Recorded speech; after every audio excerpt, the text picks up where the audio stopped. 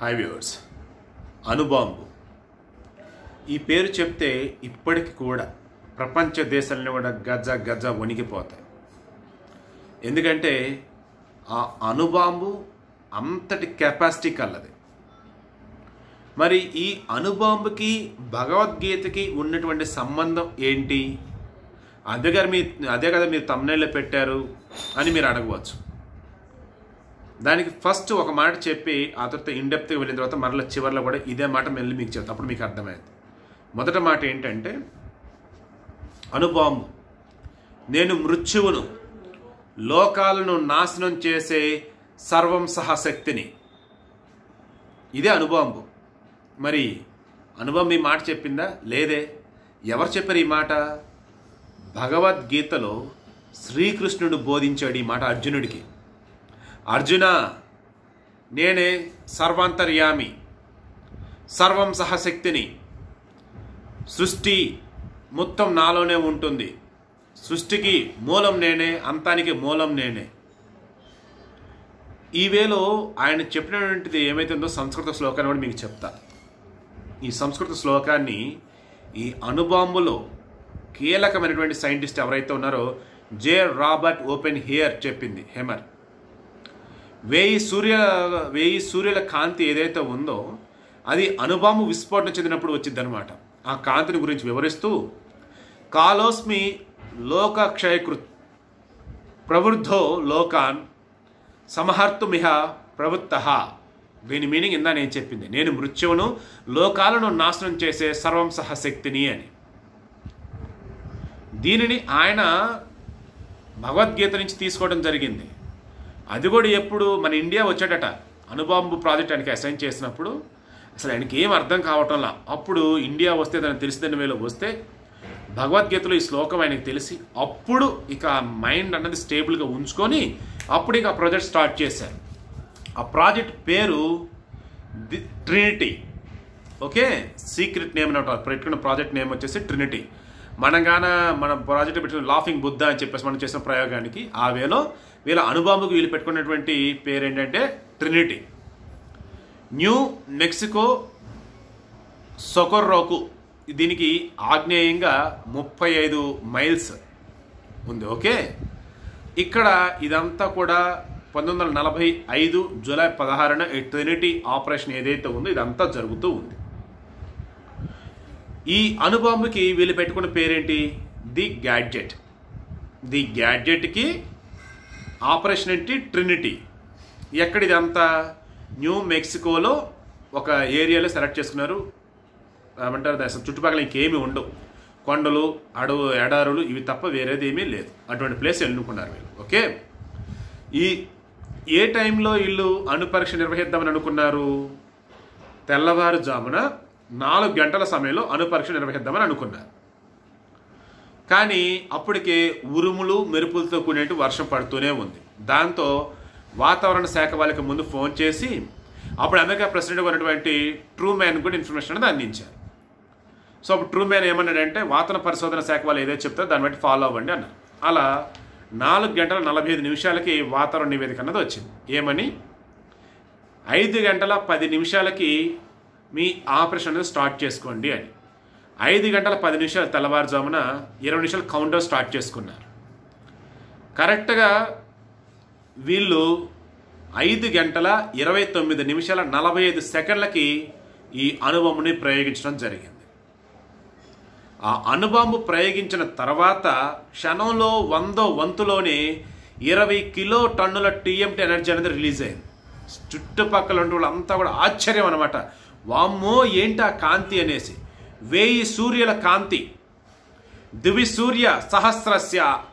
ఇది భగవద్గీతలో 11వ అధ్యాయంలో 12వ శ్లోకంలో ప్రథమ పాదం అనమాట. దివి సూర్య సహస్రస్య. దీనినే ఈ ప్రాజెక్ట్లో మెయిన్గా ఎవరైతే ఉన్నారో రాబర్ట్ ఓపెన్ హేమర్, ఈయన తీసుకొని ఆ వేలోనే ఈ అణుబాంబుని తయారు చేయటం జరిగింది. నిజమే, సృష్టిని మనం అద్భుతమైనటువంటి వేలో తీసుకువెళ్ళవచ్చు. సృష్టిని అధపాతానికి తీసుకునే వేలో కూడా మనం తీసుకువెళ్ళచ్చు. ఎప్పుడు? మనకి ఈ సృష్టిని ఏదైనా చేయగలిగే కెపాసిటీ ఉన్నప్పుడు.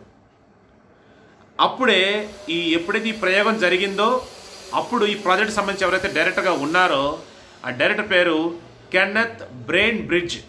అతను ఒక మాట అన్నాడు, ఛీ జరగరాంది జరిగిపోయింది. చుట్టుపక్కల వాళ్ళంతా కూడా హ్యాపీగా ఫీల్ అవుతున్నారు, అబ్బా అద్భుతం ఆవిష్కరించేసాం, ప్రపంచంలో ఫస్ట్ అసలు మనమే అనుభవం సృష్టించింది, పరీక్షించింది మనమే. అప్పుడు ఈ ప్రాజెక్ట్ డైరెక్టర్ ఎవరైతే ఉన్నారో ట్రినిటీ పరీక్ష డైరెక్టర్ కెన్నెత్ బ్రెయిన్ బ్రిడ్జ్, ఛీ జర్రాంది జరిగిపోయింది, now we all son of bitches అని చెప్పాడు. అంటే ప్రపంచ వినాశనానికి మనమే మూల కారణం అయ్యామరా, ఏం కర్మరా మందేనేసి మీరు అనవచ్చు. మరి అంత దారుణంగా జరుగుద్ది అని చెప్పేసి అనిపించినప్పుడు మరి ఎందుకు ఈ ప్రాజెక్టులో ఇన్వాల్వ్ అయ్యి ఉన్నారని ఏం చేద్దాం, పైనుంచి వాళ్ళు చెప్పారు, ప్రెసిడెంట్ మిగతా వాళ్ళు చేయక తప్పలా చేశారు. ఇక అసలు ఈ ప్రయోగాన్ని ఎక్కడి నుంచి పరిరక్షిస్తున్నారు, ఎవరు చూస్తున్నారు ఏంటి అన్నప్పుడు, ఎక్కడైతే ఈ పరీక్షని వీళ్ళు ప్రయోగిస్తూ ఉన్నారో మొత్తం ఇది ఎక్కడైతే దీన్ని టెస్ట్ చేస్తూ ఉన్నారో దానికి 16 మైళ్ళ దూరంలో ఒక టవర్, అతిపెద్ద టవర్, దాని మీద నుంచి ఈ అధికారులు మిగతా అంతా కూడా పెద్ద పెద్ద లెన్సెస్ నుంచి వాళ్ళు చూస్తూ ఉన్నారు. బాహుబలి సినిమాలో లెన్సెస్ ఏం చూపించరు, కానీ బిజ్జల దేవస్థానం మీద ఉండే కదా, బల్లాల దేవాల నాన్న, అది రమ్యకృష్ణ భర్త నాజర్, రామకృష్ణ నాజరు, తర్వాత వాళ్ళు పూజారు లైక్ వీళ్ళంతా ఒక చోట చూస్తూ ఉంటారు. ఎక్కడెక్కడో జరుగుతూ ఉండేది, కాలకేయులకి, తర్వాత ఈ బాహుబలి సైన్యానికి, ప్రభాస్కి, తర్వాత బాల వీళ్ళందరూ సైన్యం మొత్తం జరుగుతుండేది. బట్ వాళ్ళంతా దగ్గర నుంచి చూస్తున్నట్టుగా చూపిస్తారు వాళ్ళ సినిమాలో.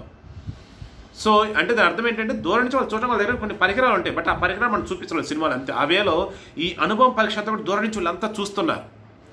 అలా చూస్తూ ఉన్నప్పుడు జరిగిన పరీక్ష ఏదైతే ఉందో క్షణంలో 100 వంతులోనే ఆ బ్లాస్ట్ అయితే చుట్టుపక్కల దట్టమైనటువంటి పొగ, ఆ పొగ ముందు 1000 సూర్యకాంతులు, అంటే 1000 సూర్యులు కానీ ఒకేసారి ప్రకాశిస్తే ఎలా ఉంటుంది అంత పెద్ద కాంతి, 10 అడుగుల లోతు పెద్ద గుంత, 100 అడుగుల వెడల్పులో పెద్ద గుంత.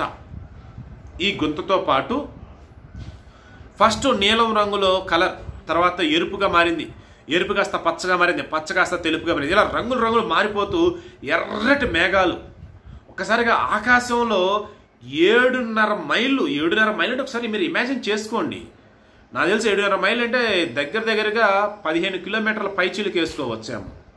అంటే ఆ 15 కిలోమీటర్ బిలోనే ఉంటుంది, అరౌండ్ 12 or 10 కిలోమీటర్స్ ఆ వేళ వేసుకోవచ్చు. అంటే అంత ఎత్తున ఎర్రటి మేఘాలు, పెద్ద పుట్టగొడుగులాగా కాంతి, ఈ నల్లటి మేఘాలు మొత్తం మబ్బులు ఆవహించేసి లైక్ ఈ వేలు, అంత మహాప్రళయం అన్నది వాళ్ళు చూడగలిగారు. ఇది కేవలం ఆ రోజు అక్కడ ఉన్న వాళ్ళు మాత్రమే చూడగలిగారు. ఆ తర్వాత ఎవరు చూశారయ్యా అంటే చూసిన వాళ్ళు ఎవరు ఆ రోజు లేరు, ఒక రకం మరణించేశారు. కేవలం ఆకాశంలో ఎవరైతే బాంబు విడిచారో వాళ్ళు మాత్రం బతికున్నారు. ఎక్కడ? జపాన్లో. అదే 1945లో లిటిల్ బాయ్ అనే ఒక బాంబుని ఆగస్టు 6న హిరోషిమా మీద వీళ్ళు వేయటం జరిగింది, జపాన్ మీద వేయటం జరిగింది అమెరికా వాళ్ళు రెండో ప్రపంచ యుద్ధంలో భాగంగా. తర్వాత ఫ్యాట్ మ్యాన్ పేరుతున్నటువంటి మరో అణుబాంబుని జపాన్ మీద వేయటం జరిగింది, నాగసాకి పట్టణం మీద 9వ తారీఖు ఆగస్టు 1945. ఈ రెండు పట్టణం మీద జరిగిన దాడిలో ఒకే ఒక్క బాంబు అనమాట, అణుబాంబే. ఒకరోజు ఒక చోట, ఇంకో చోట ఇంకో చోట. యురేనియం 235 ఇందులో ఉన్నటువంటి కీలకమైనటువంటి మెటల్, మూల మెయిన్ ఏదైతే ఉందో బాంబుకి మెయిన్ కారణమైనటువంటి ఇది. అయితే 140,000 మంది మరణిస్తే ఆ రోజు జపాన్లో, అందులో 1,00,000 మంది దాదాపు 5 సంవత్సరాల లోపు ఉన్నటువంటి పిల్లలే అంట. అంటే ఎంత ప్రమాదకరమైంది, ఎంత తీవ్రమైంది, ఇది ఒకసారి మీరు ఆలోచించండి. ఇంత పెద్ద బాంబు, ఇంత పెద్ద విస్ఫోటనం చేసే బాంబు అమెరికా వాళ్ళు ప్రయోగించారంటే దానికి కారణం ఆ రోజు ఈ ప్రయోగంలో ఎవరైతే భాగంగా ఉన్నటువంటి వాళ్ళు ఉన్నారో,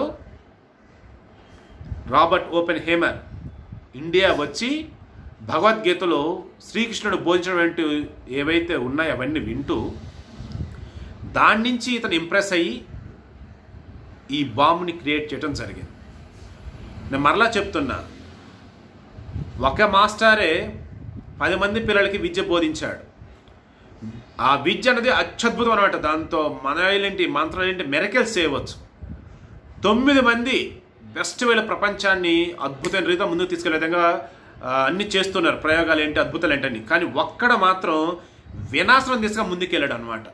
ఆ వేలోనే ఆ రోజు భగవద్గీత మహానుభావుడు చెప్పింది ఏంటి, అంతా నేనే ఉన్నా, కోటి సూర్యకాంతులు అంతా కూడా నాతో సమానమే, ఈ లోకాన్ని మొత్తం నాశనం చేసే సర్వం సహశక్తిని నేనే, అదేవిధంగా లోకాన్ని పుట్టించే సర్వశక్తిని నేనన్న వేళ ఆయన చెప్తే వీళ్ళు ఆ వేళ దీన్ని అర్థం చేసుకొని అంత కాంతి అన్నది ఎలా ఉద్భవించింది ఏంటన్న వేళ ఈ అనుభవం కనిపెట్టడం జరిగింది.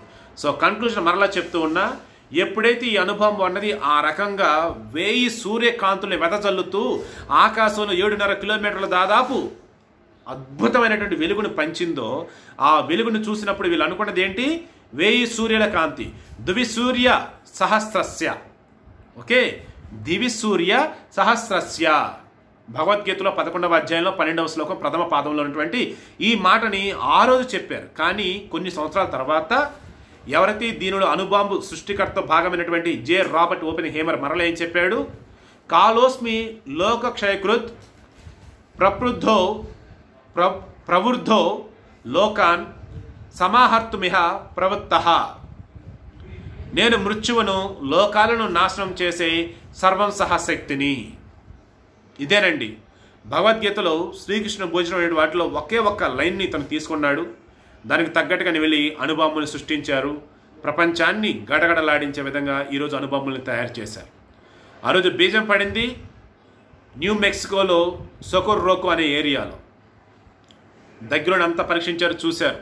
ఆ రోజు అప్పుడే వాళ్ళకి అర్థమైంది, ఇక లోకాన్ని అంతమొందించేదంటే ఏదన్నా ఉందంటే ఇది అంటే ఈ అణుబాంబే. ఈ అణుబాంబు ఎలాంటిది, లోకాలను నాశనం చేసే సర్వం సహా శక్తికి ఉండేటువంటి ఏదైతే ఎనర్జీ ఉంటుందో అటువంటి ఎనర్జీ దీనికి ఉంటుంది, అంటే మృత్యువు అని. సో అణుబాంబుకి భగవద్గీతలో లింక్ ఏంటి అంటే ఇప్పుడు నేను ఏదైతే చెప్పానో అదేనండి. భగవద్గీత నుంచి ఇంకా ప్రేరణ పొంది ఎన్నో అద్భుతాలు చేసిన చాలా ఉన్నాయి స్టోరీస్. అవి కూడా నేను మీకు ఒక్కొక్కటిగా త్వరలో అందిస్తాను.